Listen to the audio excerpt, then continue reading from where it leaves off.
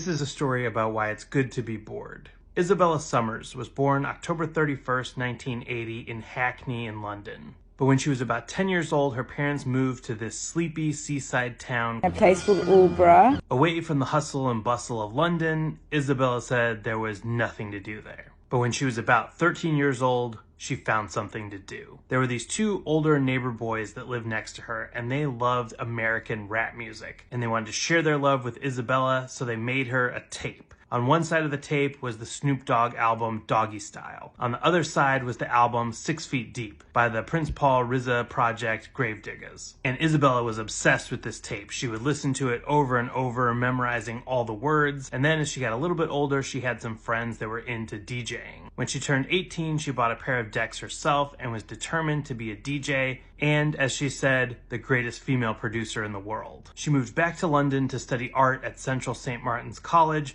but at night she was going to clubs and working as a DJ. She said it was very intimidating. It was a male-dominated industry, and she would walk in being 5 feet tall with a big stack of Mobb Deep records. But not only was she working as a DJ, eventually she got a part-time job working on a hip-hop radio show, All City Hip Hop with Dan Greenpeace. Now she was able to buy an MPC and make the leap from DJ to producer. She set up her own little studio in this old plastics factory in Crystal Palace in the south of London, and she started making beats for people. She started working with acts like Skinny Man, Kashmir the Iguana Man. She was doing beats and remixes for other people and also making her own weird experimental music where she was doing weird samples and screaming into the microphone.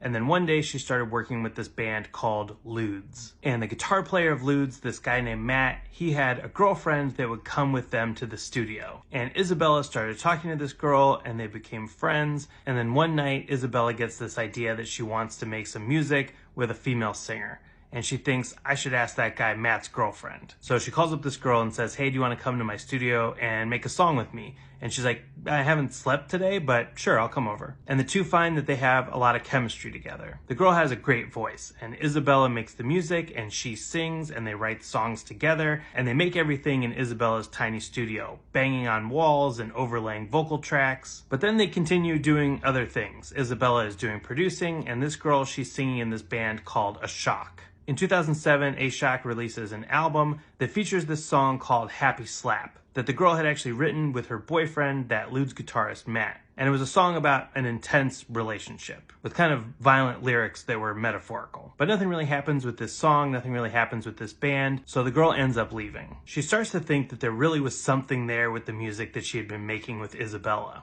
And they decide that they should turn this project into a full band. Isabella will play keyboards and sing backup, and they'll bring in some other people.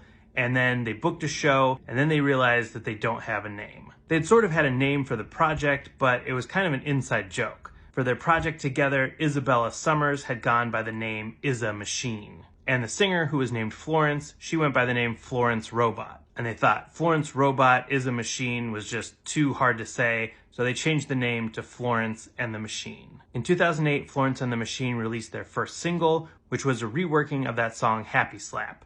They renamed it Kiss with a Fist. This time the song actually went somewhere. It went to number 58 on the UK singles charts, and then their next single was even bigger. It was a song released in December of 2008 called Dog Days Are Over. And this song became a big hit, not just in the UK, but internationally. Then in 2009, Florence and the Machine released their first album, Lungs. The album went to number 1 in the UK and top 15 in the US and sold over 3 million copies worldwide. Some people might not realize that Isabella Summers is the Machine from Florence and the Machine, but she wrote songs and contributed to their first 3 albums. She also got to work with some of the American rappers that she grew up listening to. Rappers like Nas and The Game. She's worked with Beyonce and Catherine McPhee and Tate McRae. And recently she's been composing scores for TV and movies and has been nominated for an Emmy. Florence Welch's relationship with that guitar player Matt didn't last, but her friendship with Isabella has. They've been best friends since day one, and they've talked about how special it's been to get to make music together, to tour together, and to share all these amazing experiences. Florence said, boyfriends come and go,